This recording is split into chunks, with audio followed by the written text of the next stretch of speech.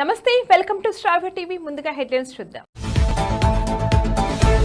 అల్లు అర్జున్ వ్యవహారం ఎమ్మెల్సీ కవిత shocking reaction. ఒకే వేదికపై Balayya NTR fans కు పండగే.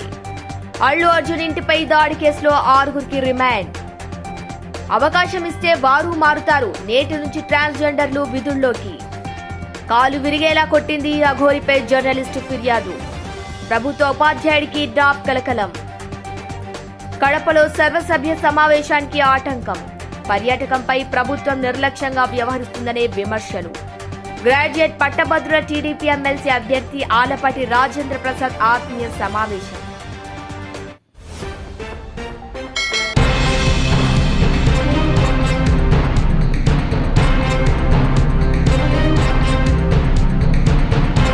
అల్లు అర్జున్ ఇంటిపై ఓయూ జేఏసీ దాడిలో వివాదం మరింత ముదిరింది. దాడి చేసిన వారిపై అల్లు అరవింద్ ఫిర్యాదు చేశారు. దీంతో దాడి చేసిన నిందితులను పోలీసులు అదుపులోకి తీసుకున్నారు. దాడి చేసిన వారిని రెడ్డి శ్రీనివాస్, మోహన్, నాగరాజు, నరేష్, ప్రేమ్ కుమార్, ప్రకాష్ గా పోలీసులు గుర్తించారు. ఈ 6గురిని జూబ్లీహిల్స్ పోలీసులు అరెస్టు చేసి నిందితులపై బీఎన్ఎస్ 331, 190, 191, 324, 292, 126, 331 సెక్షన్ల కింద కేసు నమోదు చేశారు. అనంతరం మెజిస్ట్రేట్ ముందు హాజరుపరిచారు. దీంతో అల్లు అర్జున్ ఇంటిపై దాడి కేసులో ఈ 6గురికి రిమాండ్ విధించింది. మరోవైపు అల్లు అర్జున్ వివాదం 2 తెలుగు రాష్ట్రాల రాజకీయాల్లో హాట్ టాపిక్ గా మారింది. అల్లు అర్జున్ తీరును తప్పుబడుతూ కాంగ్రెస్ విమర్శలు చేస్తోంది. ఇక అదే సమయంలో అల్లు అర్జున్ కు బీఆర్ఎస్, బీజేపీ పార్టీలు సపోర్ట్ గా నిలిచాయి. బన్నీ ఇంటిపై కుట్రతోనే దాడి చేశారంటూ ఈ 2 పార్టీలు కౌంటర్లు వేశాయి. సినిమా వాళ్ళని టార్గెట్ చేసి అటాక్ చేశారంటూ ఆరోపించాయి.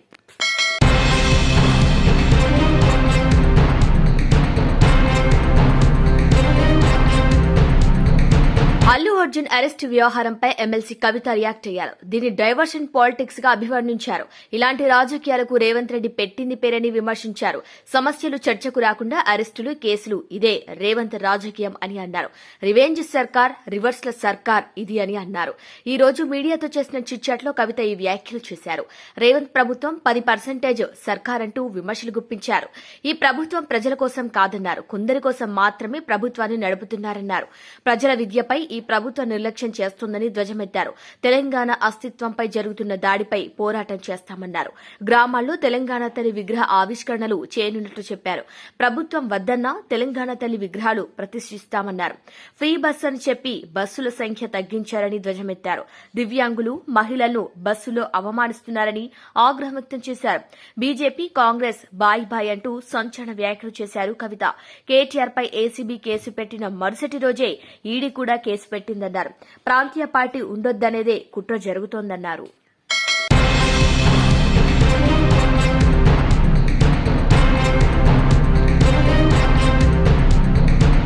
గత నెల 18వ తేదీన మంగళగిరి ఆటోనగర్ ఆల్ఫా హోటల్ ఎదుట ఓ కార్ వాష్ సెంటర్ వద్ద అఘోరి జరిపిన దాడిలో గాయపడిన ఆరెపల్లి రాజు అనే మీడియా ప్రతినిధి జాతీయ మానవ హక్కుల కమిషన్ కి ఫిర్యాదు చేశారు.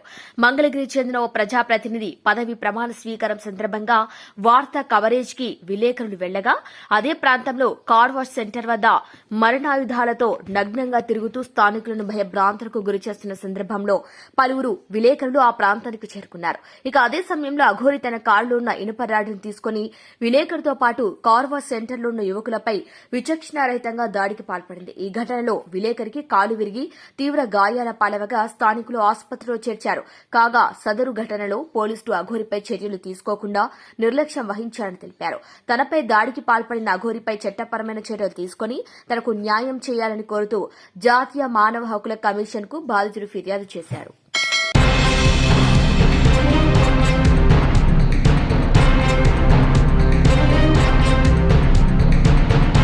రానున్న గ్రాడ్యుయేట్ పట్టభద్రుల ఎమ్మెల్సీ ఎలక్షన్ల ఉమ్మడి గుంటూరు, కృష్ణా జిల్లాల గ్రాడ్యుయేట్ ఓటర్లందరూ సమాయత్తం కావాలని కూటమి పార్టీ అభ్యర్థి ఆలపాటి రాజేంద్ర ప్రసాద్ పిలుపునిచ్చారు. ఈ సందర్భంగా గుంటూరు ఏటుకూరు బైపాస్ రోడ్ నందు గల వివాహ కన్వెన్షన్ హాల్లో గ్రాడ్యుయేట్ ఓటర్లకు, కూటమి నాయకులకు మరియు కార్యకర్తలకు ఆలపాటి ఆత్మీయ సమావేశాన్ని ఏర్పాటు చేశారు. ఈ సందర్భంగా ఆయన మాట్లాడుతూ ఉమ్మడి గుంటూరు జిల్లాలోని గ్రాడ్యుయేట్ పట్టభద్రులందరూ తమ ఓటు హక్కును వినియోగించుకుని కూటమి పార్టీ బలపరిచిన అభ్యర్థికి ఓటు వేసి గెలిపించాలని కోరారు. గత ప్రభుత్వం వింత పోకడలతో ఉద్యోగస్తులను వైన్స్ల ముందు నిలబెట్టిన సంస్కృతి ఉండేది. దానికి చరమగీతం పాడుతూ ఉద్యోగస్తులు కూడా తమ ఓటు హక్కును వినియోగించుకుని సంచలనాత్మక విజయాన్ని అందించాలని అన్నారు. అంతేకాకుండా తనను నమ్మి ఎమ్మెల్సీ అభ్యర్థిగా తనకు అవకాశాన్ని కల్పించిన విజనరీ నాయకులు నారా చంద్రబాబు నాయుడికి, టీడీపీ యువ నాయకులు నారా లోకేష్ బాబుకి, డిప్యూటీ సీఎం పవన్ కళ్యాణ్ కి మరియు బీజేపీ రాష్ట్ర అధ్యక్షులు పురంధరేశ్వరికి ధన్యవాదాలు తెలియజేశారు. మీ అందరూ గుర్తుంచుకోవాల్సింది నిరుద్యోగ యువకులకి ఖచ్చితంగా ఉద్యోగ అవకాశాలు కల్పిస్తుంది ఈ ప్రభుత్వం అని చెప్పి మనం చేస్తా ఉన్నాం. అంతేకాకుండా ఎవరైతే స్వయం శక్తితో మీ కాళ్ళ మీద నిలబడాలనుకుంటే ఈనాడు పీపుల్ పబ్లిక్ పార్టిసిపేషన్ కార్యక్రమంలో మిమ్మల్ని అందరినీ కూడా భాగస్వామ్యం చేయాలనేది ఈనాటి కూటమి ప్రభుత్వం యొక్క ఆలోచన. అందుకే విజన్ 2047 మొన్న అనౌన్స్ చేశారు విజయవాడలో. మీ అందరికీ తెలుసు విజన్ నాయకుడు ఎవరనేది. విజన్ 2020 1994లో అనౌన్స్ చేసినప్పుడు ఇది సాధ్యమా అని చెప్పి అనుకుంటే ఈనాడు ఉమ్మడి రాష్ట్రంలో గతంలో తెలంగాణ రాష్ట్రం ఏ రకంగా ఉందో అనేది మనం ఒకసారి చూస్తే ఆ మేధస్సుకి నాంది పలికినటువంటి నాయకుడు ఎవరైతే నారా చంద్రబాబు నాయుడు గారు అని చెప్పి మనందరం కూడా గుర్తుంచుకోవాల్సిన అంశం. ఆ రకంగా దూరదృష్టి కలిగిన వాడు, లేకపోతే విశిక్షణతో ఆలోచించిన వాడు, అదేవిధంగా మానవతా విలువలు కలిగిన వాడు, ఈనాడు మానవీయతో ఆలోచించిన వాడు ఈ రోజున ఈ రాష్ట్ర ముఖ్యమంత్రి కావడం మనందరూ యొక్క అదృష్టం అని చెప్పి నాటికి భావిస్తా ఉన్నాం. ముందులో గౌరవించే నాయకత్వం, అంతేకాకుండా ఎవరు ఏ రకమైనటువంటి ఏ వర్గం ఏ రకమైనటువంటి అవసరాలు ఉన్నాయో అవసరాలకు తగ్గట్టుగా విధానాలు నిర్ణయించి దాని విధంగా శాస్త్రాన్ని తీసుకొచ్చే నాయకుడు ఈ రోజున మన ముందులో ఉన్నాడు అని చెప్పి మీకు మనవి చేస్తూ అలాంటి నాయకత్వానికి మద్దతు పలికే విధంగా ఈ విజయం అనేది తప్పనిసరి.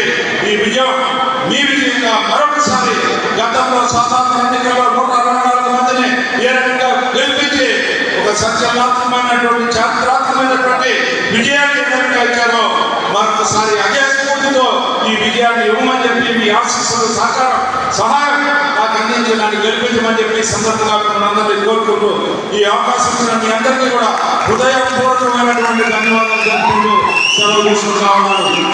సభాధ్యక్షులు,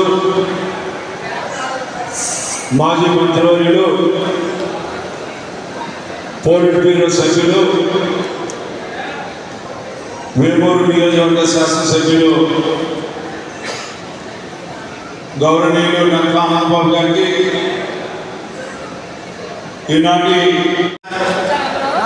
మరి మంచి నాయకుడు మన ఉమ్మడి గుంటూరు జిల్లాలో ఆలపాటి రాజేంద్ర ప్రసాద్ గారి గురించి తెలియని వాళ్ళు ఎవరు లేరు. మరి అలాంటి మంచి అభ్యర్థిని తెలుగుదేశం పార్టీ కూటమి అధ్యక్షులు కలిసి ఈరోజు మీ అందరికీ నేను తెలియజెప్పేది ఒకటే. 2 అంశాల్లో వ్యక్తిగతంగా నేను అభ్యర్థి అయినా ఈనాడు మంచి ప్రభుత్వానికి ప్రతీక, మంచి ప్రభుత్వం కొనసాగుతుందని చెప్పే అంశంలో మన మనసులో ఉన్న భావాన్ని ఓటు ద్వారా వ్యక్తీకరించి నన్ను గెలిపించినట్లయితే ఈ మంచి ప్రభుత్వానికి మద్దతు ఇచ్చిన వాళ్ళు అవుతారని చెప్పి సందర్భంగా విఘ్నమైనటువంటి పెద్దల్ని, ఈ యొక్క సమాజాన్ని ఆహ్వానం పట్టినటువంటి అనుభవాలని, పట్టభద్రులు మీ అందరూ కూడా విజ్ఞతతో ఆలోచించాల్సినటువంటి ఆవశ్యకత. ఎందుకంటే గత పాలన యొక్క వాసనలు ఎక్కడ కూడా కనపడకుండా ఉండాలి అంటే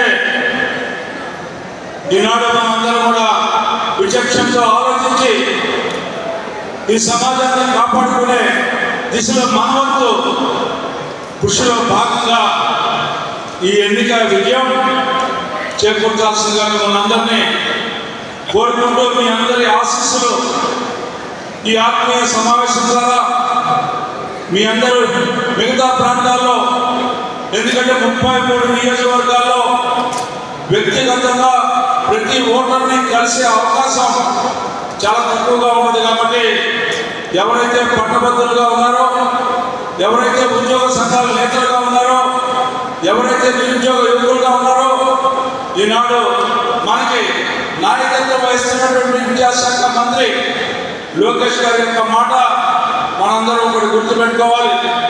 5 సంవత్సరాల్లో 20 లక్షల ఉద్యోగాలు ఇస్తానన్నటువంటి కూటమి ప్రభుత్వాన్ని మనందరం కూడా గుర్తుంచుకోవాల్సిన అవసరం. అంతేకాకుండా ఉద్యోగ సంఘ నేతలందరికీ కూడా విజ్ఞప్తి చేసేది ఒకే ఒకటి, ఏమిటంటే గతంలో మీరు అనుభవించినటువంటి బాధలు, మీకు జరిగినటువంటి అవమానం ఈ యొక్క ప్రభుత్వంలో జరగదని మాత్రం మీకు అందరికీ హామీ ఇస్తా ఉన్నానని చెప్పి ఈ సందర్భంగా విజ్ఞాపన చేస్తా ఉన్నాం. కూడా ముందుగా ధన్యవాదాలు. మీ అందరికీ తెలుసు, కౌన్సిల్లో మరి ప్రశ్నించి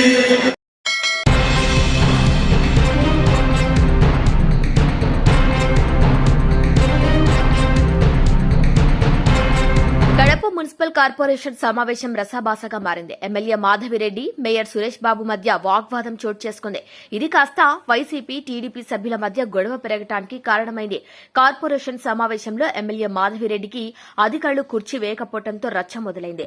దీనిపై మాధవిరెడ్డి సహా టీడీపీ సభ్యులు నిరసన చేపట్టారు. మేయర్ పోడియం దగ్గరే నిలబడిన ఎమ్మెల్యే మాధవిరెడ్డి నిరసనకు దిగారు. సమావేశంలో తనకు కుర్చీ వేసేదాకా నిలబడే ఉంటారని ఎమ్మెల్యే మాధవిరెడ్డి తెగేసి చెప్పారు. గత ప్రభుత్వంలో అప్పటి ఎమ్మెల్యేకు ఎలా కుర్చీ వేశారని నిలదీశారు. మేయర్ పోడియం దగ్గర టీడీపీ శ్రేణులు నినాదాలు చేయడంతో పోటీగా వైసీపీ కార్పొరేటర్లు కూడా ఆందోళనకు దిగారు. టీడీపీ, వైసీపీ కార్పొరేటర్ల మధ్య తోపులాట జరిగింది. దీంతో 7 టీడీపీ కార్పొరేటర్లను మేయర్ సస్పెండ్ చేశారు. అయినా టీడీపీ శ్రేణులు వెనక్కి తగ్గకుండా ఆందోళన కొనసాగించారు. దీంతో మేయర్ సమావేశాన్ని వాయిదా వేశారు.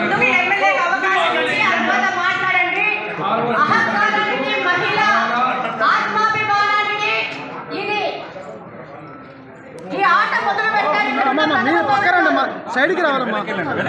మీరు మేడం వెనక్కి. ఈ సలహా ఎవరిచ్చారో మనకు తెలియదు, కానీ కడప నియోజకవర్గంలోని మహిళల్ని అవమానిస్తే వాళ్ళ నాయకుడు సంతోషిస్తాడనో, లేకపోతే ఇలా చేయకపోతే నా కుర్చీ ఎవరన్నా పీకేస్తాడనో, లేకపోతే ఈ యొక్క సభలో ఉన్న కార్పొరేటర్లు ఈయన కుర్చీ పీకేస్తారనో, మరి ఏమి భయం పట్టుకుందో కానీ ఈ కుర్చీల ఆట మొదలు పెట్టారు. ఈ సందర్భంగా నేను తెలియజేస్తున్నాను, గత 8 సంవత్సరాల నుంచి ఇదే వ్యక్తి, ఇదే పెద్ద మనిషి నాకు విచక్షణ అధికారం ఉందని చెప్పేసి విచక్షణ లేకుండా మహిళలు గత 10 సంవత్సరాలు మీరు ఏదైతే పద్ధతి పాటించినారో దయచేసి ఆ పద్ధతి పాటించండి.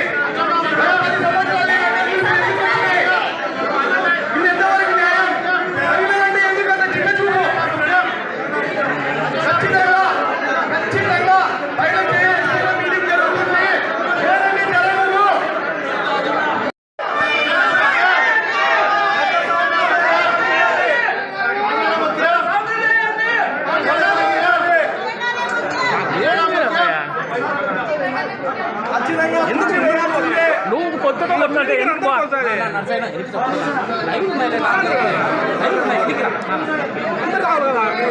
ముందు దొక్కుని పోదంటే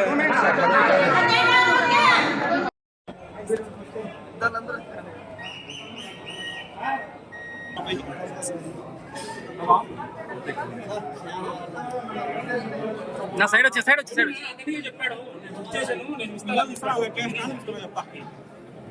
తీసుకున్నా పైకి సైడ్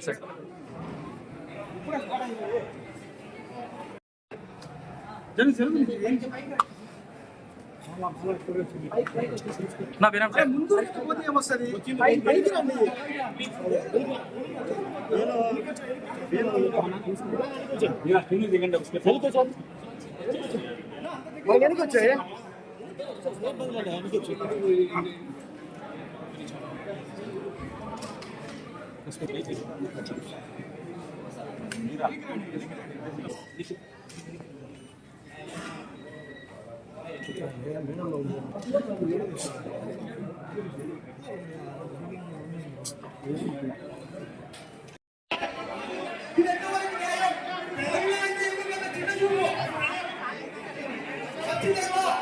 ఖచ్చితంగా ఆయన చేయాల్సిన మీటింగ్ జరుగుతుంది.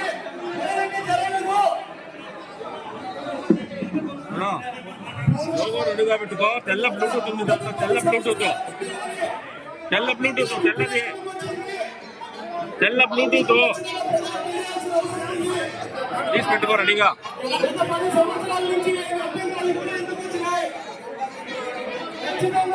ఖచ్చితంగా వాటికి సమాధానం చెప్పాలి. గత 10 సంవత్సరాలు గౌరవ అప్పటి డిప్యూటీ సీఎం అలాగే కమలాపురం శాసనసభ్యుల్ని జైలు మీద ఫస్ట్ మాట్లాడిన తర్వాత స్టార్ట్ చేయండి సార్. మున్సిపల్ అడ్మినిస్ట్రేషన్ అందరికీ నమస్కారం. ముందుగా ఎమ్మెల్యే అవమానించి అక్కడ మాట్లాడండి. మహత్వానికి, మహిళ ఆత్మాభిమానానికి ఇది ఈ ఆట మొదలు పెట్టారు. వెనకెళ్ళండి. వీళ్ళకి ఈ సలహా ఎవరు ఇచ్చారో మనకు తెలియదు, కానీ కడప నియోజకవర్గంలోని మహిళలను అవమానిస్తే వాళ్ళ నాయకుడు సంతోషిస్తాడనో, లేకపోతే ఇలా చేయకపోతే నా కుర్చీ ఎవరైనా పీకేస్తాడనో, లేకపోతే ఈ యొక్క సభలో ఉన్న కార్పొరేటర్లు ఈయన కుర్చీ పీకేస్తారనో, మరి ఏమి భయం పట్టుకుందో కానీ ఈ కుర్చీలో ఆట మొదలు పెట్టారు. ఈ సందర్భంగా నేను తెలియజేస్తున్నాను, గత 8 సంవత్సరాల నుంచి ఇదే వ్యక్తి, ఇదే పెద్ద మనిషి ఇదే కుర్చీలో కూర్చొని రైట్ ఒక ఎమ్మెల్యేను, లెఫ్ట్ ఒక ఎమ్మెల్యేను కూర్చోబెట్టుకొని ఈయన ఈ యొక్క సమావేశాలు నడిపారు. ఈరోజు నాకు విచక్షణ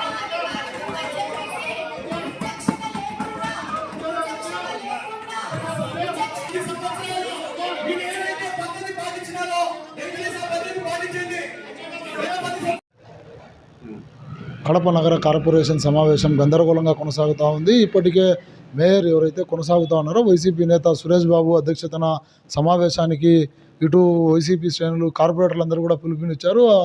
ఆ మేరకే సమావేశాన్ని కన్సల్ట్ చేస్తూ ఉన్నారు. ఈ నేపథ్యంలో ఇటీవల కాలంలో దాదాపు 50 మంది కార్పొరేటర్లు ఉంటే వారిలో 8 మంది టీడీపీ సైకిల్ ఎక్కారు. తీర్థం పుచ్చుకున్నటువంటి తర్వాత జరుగుతున్నటువంటి సమావేశంలో అటు ఎమ్మెల్యే మాధవిరెడ్డికి అనుకూలంగా అక్కడ ఒక కుర్చీని ఏర్పాటు చేయాలి. గతంలో సమావేశాలు నిర్వహించేటప్పుడు అధికారంలో ఉన్నటువంటి ఎమ్మెల్యేతో పాటు కమలాపురం ఎమ్మెల్యేకి కూడా ఇలా 2 స్థానాలు కేటాయించారు. ఇప్పుడైతే కేవలం మేయర్కు మాత్రమే ఒక సీటును కేటాయించి మిగతా సీట్లన్నీ తొలగించారు. దీనిపై పూర్తిగా ఆగ్రహం వ్యక్తం చేస్తున్నటువంటి మాధవిరెడ్డి ఈ 8 మంది కార్పొరేటర్లను కూడా పార్టీలో చేర్చుకోవడంలో కీలక పాత్ర పోషించారు. ఇప్పుడు వారితో పాటు కలిసి ఈమె కూడా ఈ యొక్క పోడియం వద్దకు చేరుకొని పెద్ద ఎత్తున నినాదాలు చేస్తూ ఉన్నారు. మహిళ అని చెప్పి చూడకుండా నన్ను అగౌరవపరుస్తూ ఉన్నారని చెప్పేసి ఆమె ఆరోపిస్తున్నటువంటి నేపథ్యంలో 15th ఫైనాన్స్కి సంబంధించి ప్రధానంగా నిధులు మంజూరు అవుతున్నటువంటి బిల్లును ఆమోదించాలి. దానికి టీడీపీ శ్రేణులన్నీ కూడా అడ్డుపడతా ఉన్నాయని చెప్పేసి అటు వైసీపీ మేయర్తో పాటు కార్పొరేటర్లు ఎవరైతే 40 మంది ఉన్నారో వారందరూ కూడా ఆరోపణలు గుప్పిస్తూ ఉన్నారు. ఎటువంటి పరిస్థితుల్లో కూడా అక్కడ కుర్చీని వేసేంత వరకు కూడా సభను నడపనివ్వము, అడ్డుకుంటామని చెప్పేసి ఇటు టీడీపీకి చెందిన కార్పొరేటర్లు ఎమ్మెల్యేతో పాటు మొండికేసుకొని కూర్చున్నటువంటి నేపథ్యంలో ఎట్లయినా కూడా సమావేశాన్ని జరపాలి, ఈ యొక్క బిల్లును ఆమోదపరచాలి. ఎందుకంటే ఇవాళ ఈ యొక్క బిల్లు రిజర్వేషన్ పాస్ కాకపోతే మొత్తం నిధులు కూడా కేంద్రానికి వెనుకపోయేటువంటి పరిస్థితులు ఏర్పడినటువంటి నేపథ్యంలో పూర్తి స్థాయిలో తమ అనుచర వర్గాన్ని అంతా వేసుకొని టీడీపీకి సంబంధించినటువంటి కార్పొరేటర్లు కావచ్చు, అటు ఎమ్మెల్యే కావచ్చు, కార్యాలయాన్ని ముట్టడించేందుకు ప్రయత్నం చేసినటువంటి తరుణంలో కొద్దిగా స్వల్ప తోపులాట కూడా ఏర్పడింది. దీని అందరిని కూడా పోలీసులు పూర్తిగా అడ్డుకుంటా ఉన్నారు. ఎవరినే కానీ లోపలికి అనుమతించడం లేదు. ప్రస్తుతానికైతే సమావేశం కొనసాగుతూ ఉంది. పోడియంలో మొత్తం కూడా నినాదాలు అయితే భారీ స్థాయిలో నినాదాలను అయితే 2 పార్టీ వర్గాలు కూడా నిర్వహిస్తూ ఉన్నాయి. ప్లే కార్డులను ప్రదర్శిస్తూ ఉన్నారు.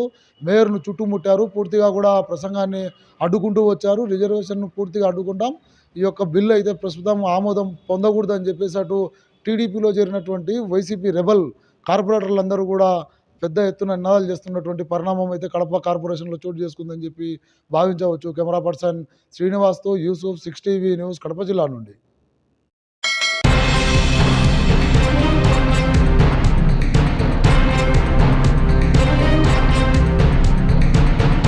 పర్యాటకంపై ప్రభుత్వం నిర్లక్ష్యంగా వ్యవహరిస్తుందనే విమర్శలు ఎక్కువవుతున్నాయి. యాంత్రిక జీవనంతో అలసటకు గురవుతున్న వారు ప్రకృతితో మమేకమవటం ఒకటే మార్గంగా భావిస్తూ పర్యాటక ప్రాంతాలను సందర్శిస్తూ ఉంటారు.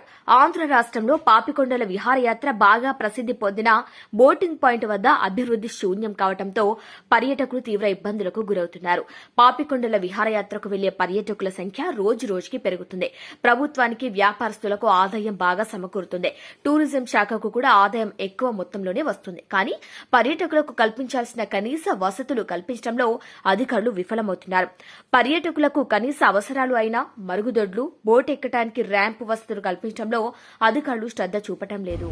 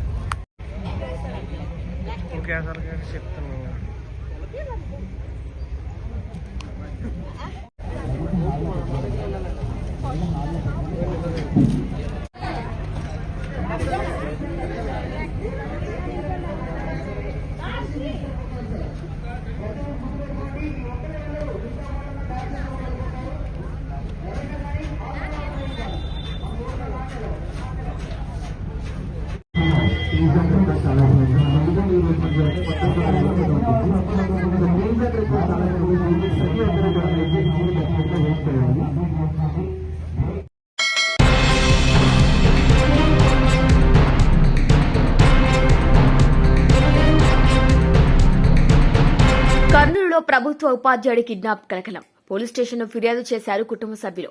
వెల్దుర్ది మండలం అళ్లుగుండు గ్రామం జిల్లా పరిషత్ హైస్కూల్లో ఇంగ్లీష్ టీచర్ గా పనిచేస్తున్న అమీర్ బాషా నిన్న ఉదయం అల్లుగుండు జిల్లా పరిషత్ హైస్కూల్లో 7వ తరగతి విద్యార్థులకు పాఠాలు చెప్తుండగా అమీర్ బాషాను బలవంతంగా కారులో తీసుకువెళ్లి రాత్రి 11 గంటలకు వదిలి వెళ్లారు పోలీసులు.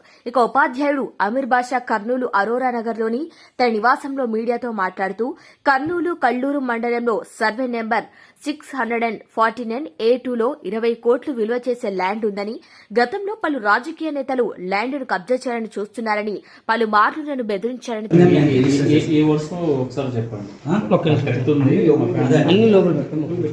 సార్. అందరికీ నమస్కారం సార్. నా పేరు మునీర్ అహ్మద్ సార్.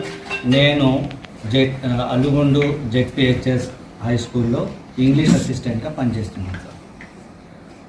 నాకు నిన్న స్కూల్కి వెళ్ళిన తర్వాత 7వ తరగతి క్లాస్లో నేను పాఠం చెప్తుండగా ఇద్దరు వచ్చి నా దగ్గరికి, సార్ మీ సిఐ పిలుస్తున్నారు, ఒకసారి చూసి వెళ్తారంట అని అన్నారు సార్. అంటే నేను మా హెడ్ మాస్టర్ సార్తో పర్మిషన్ తీసుకొని వస్తాను అని మెట్లు దిగుతుంటే వాళ్ళు నన్ను ఫోర్స్గా సిఎస్ఆర్ దగ్గరికి తీసుకుపోయినారు. ఆ సిఎస్ఆర్ అని పేరు అని కూడా తెలియదు, మీరు ఎవరు సార్ అని కూడా అడిగినా నేను, అని ఏం చెప్పలేదు.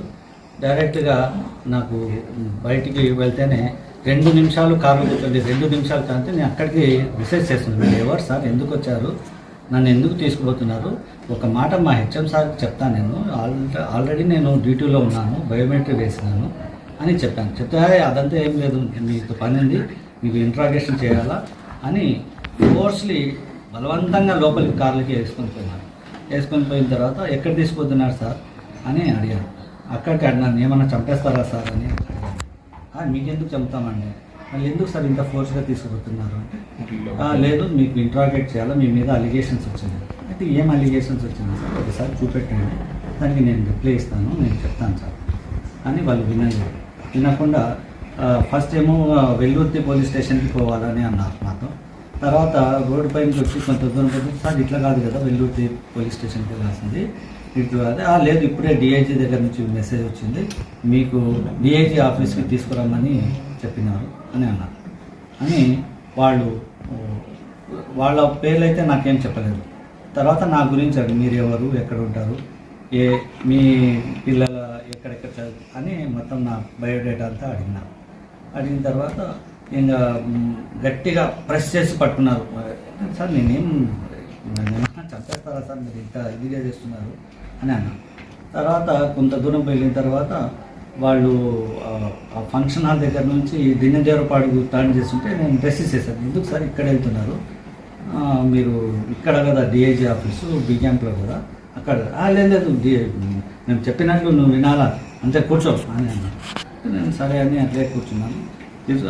రస్తాలో నుంచి తీసుకుని నేను అక్కడికి అడిగింది, ఏం సార్ మీరు ఏమైనా ఎన్కౌంటర్ చేసేస్తారా సార్, నేను ఇక్కడ తీసుకుపోతున్నారు నేను అని నాకు భయమే వేసింది. అంటే వాళ్ళు లేదు నీకు నువ్వు రా అని తీసుకెళ్ళి అక్కడ పీటీ అదే పోలీస్ ట్రైనింగ్ సెంటర్ అంటుంది, నేను ఫస్ట్ టైం పోయినాను. అక్కడ తీసుకుపోయి అక్కడ బ్యారెక్ ఉంటే దాంట్లో వేసేసిన తర్వాత అక్కడ నాగేశ్వరరావు అనే పీసీ, తర్వాత ఇంకొక అతను పేరు తెలియదు కానీ ముగ్గురు ఉన్నారు. వాళ్ళు నాకేం తెలియదా నువ్వు ఇక్కడే ఉండాలి, ఈవెన్ అక్కడికి నేను సార్ నేను టిఫిన్ కూడా చేయలేదు, నాకు హై బీపీ ఉంది కాబట్టి నా పల్స్ రేట్ చాలా విపరీతంగా పెరిగిపోయింది, నేను ఉండలేను సార్ అంటే లేదు మీకు చెప్పు ఏ ట్యాబ్లెట్ కావాలంటే ఆ ట్యాబ్లెట్ అని పాపం ట్యాబ్లెట్లు తెచ్చిచ్చినారు. టిఫిన్ కూడా చేసిన ఏం సార్ ఎన్ని రోజులు ఉంటారు సార్, ఏదన్నా సెటిల్ చేసుకోవడానికి మీద డిస్ప్యూట్ ఉందంట కదా, ఏదో ల్యాండ్ డిస్ప్యూట్, అదేదో సెటిల్ చేసుకోండి సార్, మీరు ఎందుకు ఊరికే అనవసరంగా రచ్చలేకి దిగుతారు అని అన్నారు సార్. అంటే నేను ఎప్పని కాదు కదా, ఇది చాలా రోజుల నుంచి జరుగుతుంది, అయినా ఇప్పుడు ఎందుకు తీసుకొచ్చినారు అంటే ఇంకొక పీసీ వచ్చేసి మీకు అసదుల్లా అనే ఒక అతను బుధవారపేటలో ఉంటాడు కదా, ఆయనతో ఏమైనా లింక్స్ ఉన్నాయా సార్, ఆయనతో ఏమన్నా మీ బంధువా సార్ అని అంటే నాకు ఆయన ఏం బంధువు కాదు, ఆయన గురించి నాకు తెలియదు, ఎవరో అతను కానీ ఆ కేసులో విచారించడానికి పిలుచుకొచ్చినాం సార్. విచారిస్తే నాకు ఆయన గురించి తెలియదు సార్. యాక్చువల్గా నేను థింక్ చేసేది ఏమంటే ఇది మాది ఒక డిస్ప్యూట్ ఉంది, దానివల్ల ఏమైనా తెచ్చారేమని నేను అనుకున్నాను. దానికి దీనికి ఏం సంబంధం లేదు సార్ అని. మళ్ళీ ఎందుకు తెచ్చారు సార్, తెచ్చినందుకు చెప్పాలి కదా అని లేదు బై మిస్టేక్ తీసుకొచ్చారు, మిమ్మల్ని తీసుకుపోయి వదులుతాను అని అన్నారు. అంత లోపల బ్యాక్ సైడ్లో కూడా మా బ్రదర్ ఉన్నాడు, అంటే 2 ర్యాక్లు ఉన్నాయి, అటు మా బ్రదర్ వచ్చినట్టు కూడా నాకు తెలియదు. ఆయన 6 గంటలకే తెచ్చారట, అవతల సెల్లులో పెట్టినారు అతన్ని. మళ్ళీ అతనితో అయితే మీరు ప్రాపర్టీ సెటిల్ చేసుకోండి సార్, మీది డిస్ప్యూట్ ఉంది కదా, అది ఎంతో అంత తీసుకొని అమౌంట్ తీసుకొని మీరు ఇచ్చేయండి వాళ్ళకు, అవతల వాళ్ళకన్నా.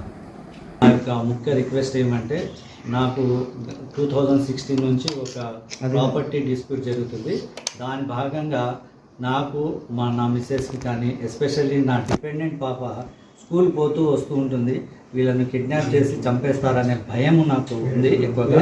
ఎందుకంటే నాకు కూడా 2-3 సార్లు వాళ్ళు అటువంటి సిచ్యువేషన్ క్రియేట్ చేశారు. మీకంతా రిక్వెస్ట్ ఏమంటే నాకు లైఫ్ మీద థ్రెట్ ఉంది, నేను చనిపోయినా మా పాప బతకాలనేది ఆశిస్తున్నాను సార్. నాకు వీళ్ళ నుంచి ప్రొటెక్షన్ కావాలని ఆశిస్తున్నాను సార్. ఏమంటే నేను చాలా సిన్సియర్గా ఉండేవాడిని సార్. వీళ్ళు ప్రతిసారి పిలిచి మీరు సెటిల్ చేసుకుని నేను నన్ను చాలా ప్రెషర్ చేస్తున్నాను సార్. ఆ ప్రెషర్ వల్ల నా ఫ్యామిలీకి అంతం చేపిస్తారనే భయం ఉంది సార్. మీరందరూ ప్రొటెక్ట్ చేస్తారని ఆశిస్తున్నాను సార్.